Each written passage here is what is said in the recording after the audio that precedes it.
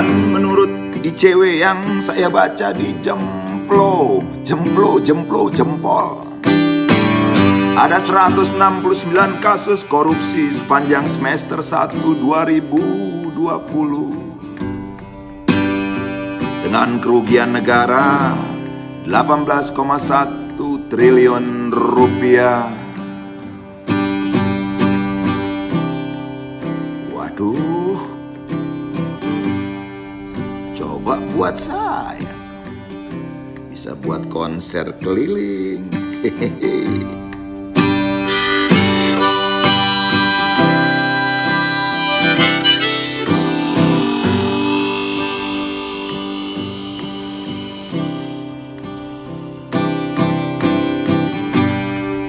Bisa buat bantu anak yatim dan jompo dan tetangga-tetanggaku yang gak mampu.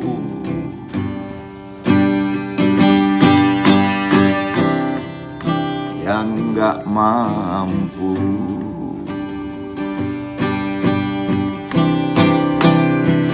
Sedang asik mengingat-ingat kasus korupsi. Ada 6 orang FPI ditembak mati polisi. Innalillahi.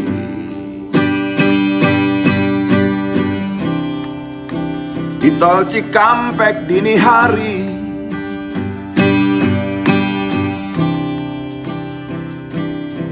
pas saya pulang dari tambal gigi di dokter gigi, gini-gini masih punya gigi.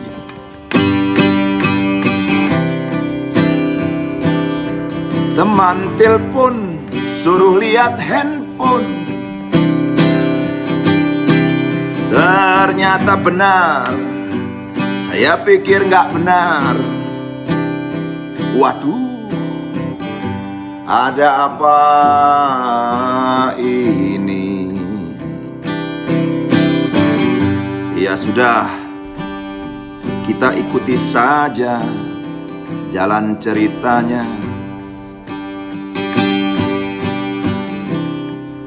Ikuti saja kemana nuranimu berbicara.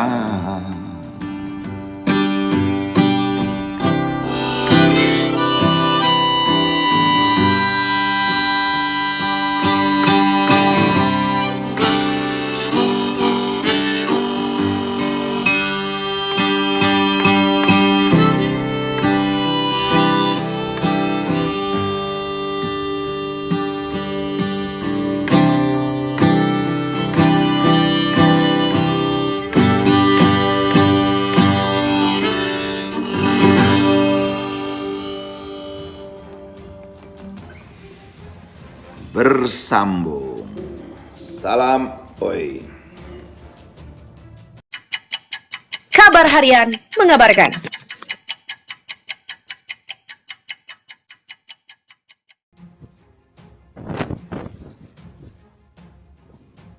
Kasus pembakaran Laskar FPI, IPW minta Jokowi copot Kapolri. Petugas Polda Metro Jaya menembak 6 anggota Laskar FOM Pembela Islam di Tol Cikampek, Jawa Barat pada Senin dini hari 7 Desember 2020. Ketua Presidium Indonesia Police Watch atau ICW Neta Espane meminta Presiden Joko Widodo atau Jokowi untuk bertindak atas insiden yang menyebabkan 6 orang tersebut meninggal. Presiden Jokowi harus segera mencopot Kapolri Jenderal Idam Aziz dan Kabid Intelkam Polri Komjen Riko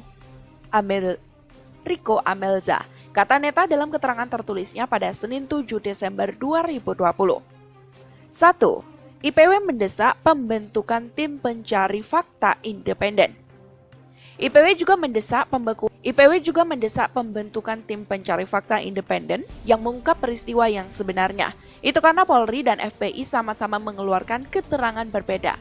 Apakah benar bahwa Laskar FPI itu membawa senjata dan menembak polisi? Ucap Neta. Neta juga meminta agar anggota Polri yang terlibat dalam kasus itu diamankan terlebih dahulu untuk diperiksa agar kasus terang benderang. Sebab menurut siaran pers FPI, rombongan Rizik lah yang lebih dulu diadang sekelompok orang yang berpakaian sipil, sehingga mereka menduga akan dirampok orang tak dikenal di jalan tol, katanya. Kedua, polisi seharusnya melumpuhkan, bukan menembak. Neta mengatakan dari peristiwa tersebut muncul sejumlah pertanyaan. Pertama, jika benar FPI mempunyai laskar khusus yang bersenjata, mengapa Badan Intelijen dan Keamanan atau Baintelkam Polri tidak mendeteksi dan mengantisipasi secara dini? Kedua, Neta mempertanyakan prosedur operasional standar atau SOP pengadangan terhadap rombongan Rizik di kilometer 50 Tol Cikampek arah Karawang Timur tersebut. Sebab polisi yang mengadang diduga mengenakan mobil dan berpakaian preman. Ketiga, jika Polri menyebutkan bahwa anggotanya ditembak lebih dulu oleh Laskar Khusus FPI, berapa jumlah tembakan itu? Dan adakah bukti-bukti? Misalnya, ada mobil polisi yang terkena tembakan atau proyektil peluru yang tertinggal, kata dia. Keempat, Neta mempertanyakan di mana tempat kejadian perkara atau TKP 6 anggota Laskar Khusus FPI itu ditembak. Sebab FPI mengeklaim anggotanya diculik. Kelima, keenam anggota FPI yang tewas ditembak itu bukanlah anggota teroris, sehingga polisi wajib melumpuhkannya terlebih dahulu, karena polisi lebih terlatih, dan polisi bukan algojo, tapi pelindung masyarakat, ujarnya. Ketiga, polisi dinilai tidak prometer. Jadi menurutnya siapapun yang menghadang di jalan tol merupakan pelanggaran hukum, kecuali si pengendara nyata-nyata sudah melakukan tindak pidana, katanya.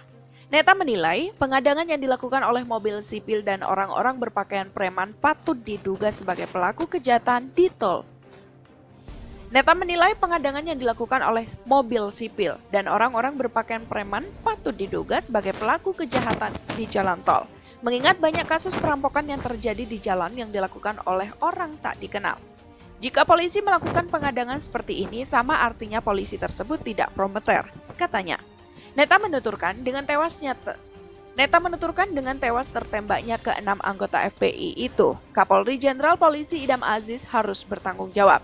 Tidak prometernya Idam Aziz dalam mengantisipasi kasus Rizik sudah terlihat sejak kedatangan pimpinan FPI itu di Bandara Soweto yang tidak diantisipasi dengan profesional, tapi terbiarkan hingga menimbulkan masalah, tuturnya. Keempat, Munarman sebut anggota FPI diserang oleh orang tak dikenal. Sekretaris Umum FOM Pembela Islam atau FPI Munarman mengatakan, Rizik Syihab dikawal 4 mobil Laskar FPI sebelum insiden penembakan terjadi di Tol Jakarta Cikampek pada Senin 7 Desember 2020 pada pukul 00.30 waktu Indonesia bagian Barat. Munarman menjelaskan saat kejadian itu Rizik dan keluarga hendak menuju rumah kerabatnya untuk menghadiri pengajian subuh. Rizik berangkat dari Sentul, Bogor pada Minggu 6 Desember 2020 pada pukul 22.30 waktu Indonesia bagian Barat dengan menggunakan 8 mobil. 4 diantaranya adalah mobil Laskar FPI. Yang mengawal itu 4 mobil, berarti lebih dari 10, kata Munarman. Yang mengawal itu 4 mobil, berarti lebih dari 10, kata Munarman saat menggelar konferensi pers di Petamburan, Jakarta Pusat, dikutip dari siaran langsung di channel YouTube Era Dodit, Senin 7 Desember 2020. Munarman pun membantah bahwa pihaknya terlibat baku tembak dengan pihak kepolisian, sebab Laskar FPI tidak membawa senjata tajam, apalagi senjata api saat mengawal Rizik. Dia pun menyebut bahwa 6 orang Laskar itu sempat diculik oleh polisi sebelum dinyatakan meninggal dunia.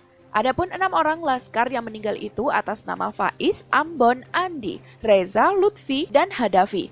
Ini semua nama panggilan ya. Semuanya adalah anggota Laskar dari DKI. Usianya kita masih cross-check dengan keluarga, tuturnya. Kelima, Kapolda Metro klaim anggotanya diserang oleh anggota FPI. Kapolda Metro Jaya Irjen Pol Fadil Imron mengatakan, anak buahnya terlibat bentrok dengan pendukung pemimpin FPI Rizik Syihab. Dia mengatakan penyerang pada anggotanya itu terjadi pada Senin 7 Desember 2020 pada pukul 00.30 waktu Indonesia bagian Barat.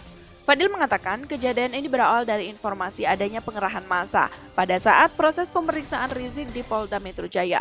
Maka dari itu, polisi akhirnya melakukan penyelidikan terkait informasi tersebut. Namun ketika anggota Polda Metro Jaya mengikuti kendaraan yang diduga sebagai pengikut Rizik, kendaraan mereka malah diserang.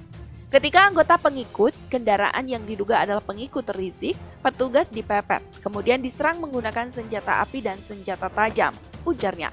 Dalam kondisi terancam, akhirnya petugas kepolisian melakukan tindakan tegas dan terukur. Dari 10 pengikut Rizik, ada 6 orang yang dinyatakan meninggal dunia. Saya ulangi, kepada kelompok MRS yang melakukan penyerangan terhadap anggota, dilakukan tindakan tegas dan meninggal dunia sebanyak 6 orang, tuturnya. Fadlizon ungkap kondisi jenazah 6 anggota FPI, banyak bekas luka dan bekas peluru. Anggota DPR RI Fadlizon ikut menjemput jenazah anggota FPI yang tewas ditembak polisi. Fadlizon mengungkap banyak bekas peluru dan luka di tubuh jenazah. Anak buah Prabowo ini bersama anggota DPR RI dari Gerindra, Romo Syafi, ikut menjemput jenazah korban penembakan polisi di Rumah Sakit Kramat Jati pada Selasa malam 8 Desember 2020. Mari kita selenggarakan sholat gaib bagi 6 syuhada anggota FPI yang menjadi korban penembakan polisi, ungkap Fadlizon melalui akun Twitter @Fadlizon pada Rabu 9 Desember. Fadli mengaku sempat membuka jenazah dan melihat banyak bekas luka akibat senjata api dan benda tumpul di badan korban. Saya lihat kondisi salah satu jenazah, ada bekas-bekas peluru dan luka di berbagai bagian tubuh. Semoga menjadi ahli surga. Al-Fatihah, ungkap Fadli. Menurut Fadli, penyerahan jenazah 6 anggota FPI ini cukup alot dan berlangsung puluhan jam. Pihak keluarga bersabar di tengah kesedihan anak-anak mereka wafat ditembak polisi. Ini pembunuhan yang sangat keji, tegasnya. Pihak keluarga sebenarnya tak mengizinkan jenazah diotopsi ataupun dimandikan oleh pihak rumah sakit Polri. Keluarga bersepakat ke-6 jenazah langsung dibawa ke Petamburan, Jakarta Pusat atau markas FPI untuk dimandikan dan disolatkan. Dan kemudian dimakamkan di Megamendung dan Cikareng, jelasnya. Dan Cengkareng, jelasnya. Sementara itu, anggota Komisi 3 DPR RI fraksi Gerindra Romo Syafi ikut angkat suara terkait polisi tembak Laskar Front Pembela Islam atau FPI pengawal Habib Rizik Syihab. Ia menjelaskan dalam Undang-Undang Nomor 2 Tahun 2002 tentang Kepolisian Republik Indonesia, dalam penegakan hukum polisi justru harus melindungi, melayani, dan mengayomi masyarakat. Semua persoalan hukum harus dilakukan menurut due process of law atau criminal justice system, bukan dengan membunuh seperti yang terjadi terhadap 6 laskar FPI ini.